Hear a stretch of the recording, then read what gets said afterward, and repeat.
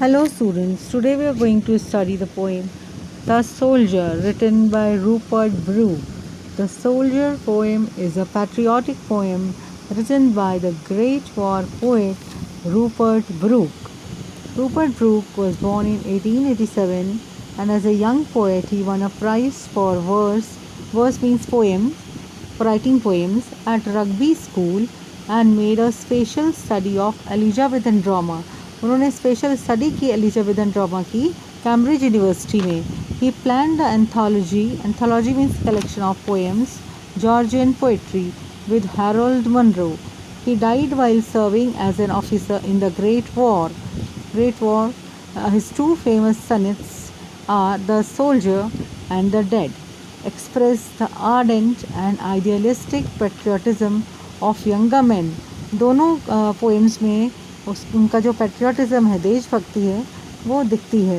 At the outset of the war, war यहाँ का मतलब यहाँ पर है the first world war, the beginning of the first world war.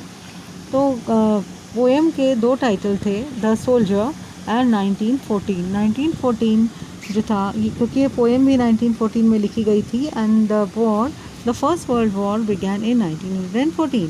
In this poem, the poet shows his feelings as a soldier. He says that a true soldier dies for the sake of his nation.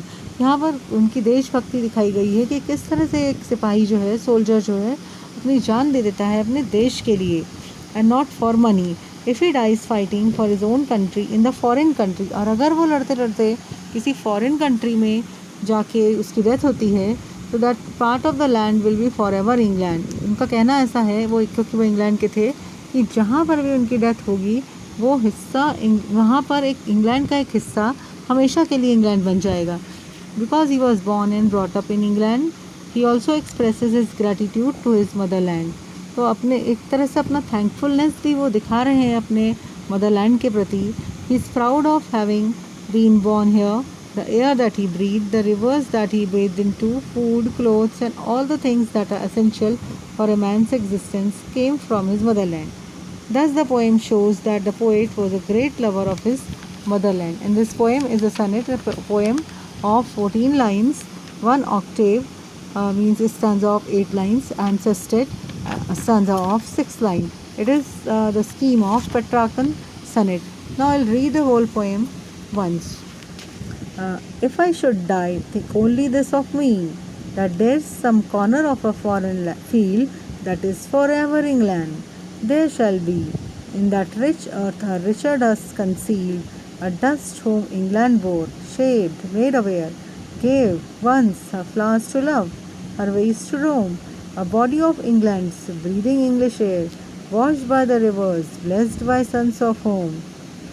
And think this heart all evil shed away, a pulse in the eternal mind no less, gives somewhere back the thoughts by England given, her sights and sounds, dreams happy as a day, and laughter learnt of friends and gentleness, in hearts at peace, under an English heaven.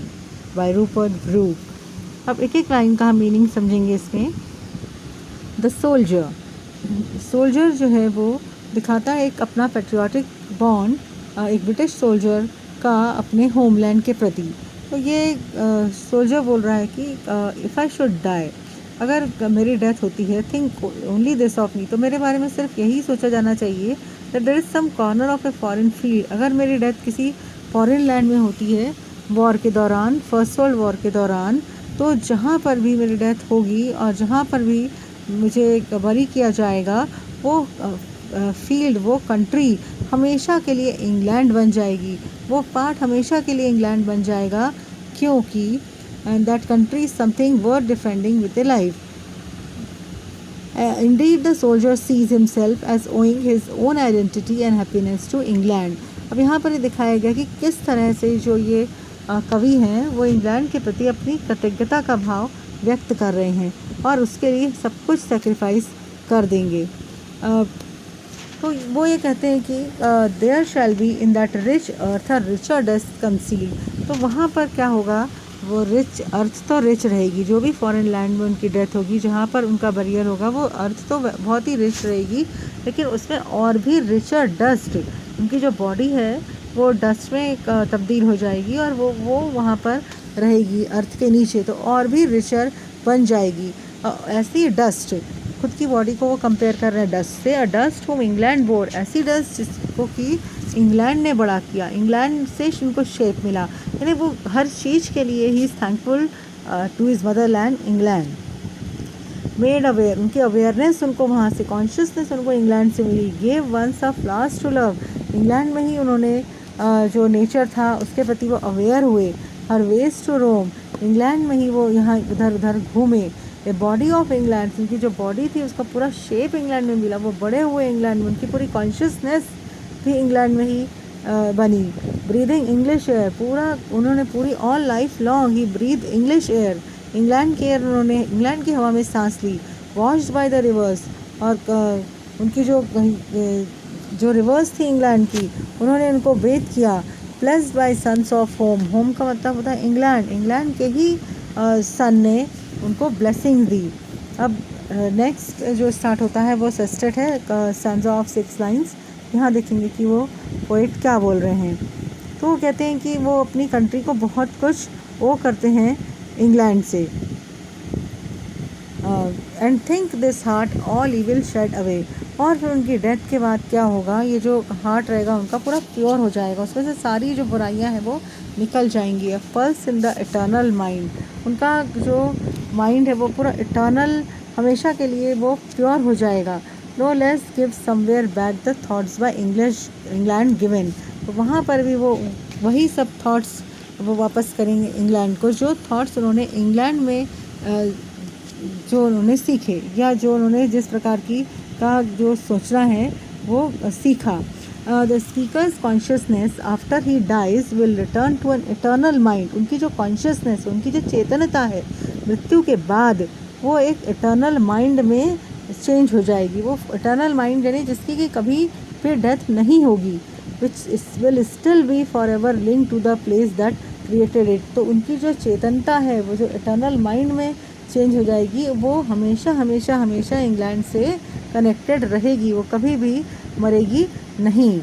Her sights and sounds, तो England के जो दृश्य हैं, England के जो sounds हैं, dreams happy as a day, जो सुंदर स्वप्न हैं जो दिन के समान उनको आते हैं। एंड लाफ्टर, और हंसी। लर्न ऑफ फ्रेंड्स, जो उन्होंने अपने फ्रेंड के साथ हंसी खुशी के दिन बिताए हैं। And gentleness in hearts at peace, और जो जेंटलनेस जो उन्होंने इंग्लैंड से सीखी है, इन हार्ट्स एट पीस, और वो जो हार्ट्स हैं जो अभी शांति का अनुभव कर रहे हैं अंडर एन इंग्लिश हेवन, और जब वो हेवन में जाएंगे तो वो हेवन भी जो है वो इंग्लिश हेवन होगा, यानी वो भी इंग्लैंड से रिलेटेड होगा। यानी इनका कहने का ये मतलब है पोइट का कि वो इंग्लैंड के प्रति बहुत ही पेट्रियाटिक हैं, और अगर वो किसी फॉरेन लैंड में भी उनकी डेथ होती है तो भी वो हमेशा हमेशा हमेशा इंग्लैंड के ही रहेंगे, अपने देश के ही रहेंगे, और मरने के बाद जो उनकी चेतनता है वो भी इंग्लैंड के प्रति ही समर्पित रहेगी। Thank you.